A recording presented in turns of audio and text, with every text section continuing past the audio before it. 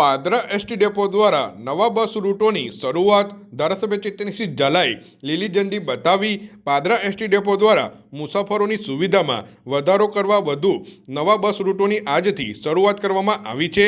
ડાકોર, ફાગવેલ, પાદરા ડીસા અને પાદરા રાજકોટ જેવા મહત્વના રૂટો પર હવે નિયમિત બસ સેવા ઉપલબ્ધ બનશે। આ નવા રૂટોના પ્રારંભ પ્રસંગે પાદરાના ધારાસભ્ય ચેતનસિંહ ઝાલાના હસ્તે લીલી ઝંડી બતાવી બસોને રવાના કરવામાં આવી હતી।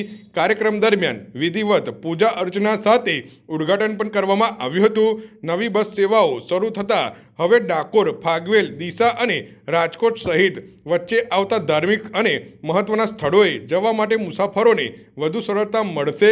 ખાસ કરીને ભક્તો માટે આ સેવા અત્યંત ઉપયોગી સાબિત થશે। ઉલ્લેખનીય છે કે થોડા દિવસો પહેલા જ માતાનો મઢ સુધીનો બસ રૂટ પણ શરૂ કરવામાં આવ્યો હતો, જેનું ઉદ્ઘાટન પણ ધારાસભ્યના હસ્તે કરવામાં આવ્યું હતું। પાદરા ડેપો દ્વારા સતત નવી બસ સેવાઓ શરૂ થતાં મુસાફરોમાં ખુશીની લાગણી જોવા મળી રહી છે। આ પ્રસંગે એસટી વિભાગના અધિકારીઓ અને કર્મચારીઓ મોટી સંખ્યામાં ઉપસ્થિત રહ્યા હતા। ગત સપ્તાહે જ પાદરાથી કચ્છ આશાપુરા માતાના મંદિરે નવી બસ શરૂ કરવામાં આવી હતી। તે સમયે ઘણા બધા ભક્તોની માંગ હતી કે પાદરાથી ડાકોર, ફાગવેલ પણ બસ શરૂ કરવામાં આવે અને ત્યાં જનારા ભક્તોની સંખ્યા ખૂબ જ મોટી છે।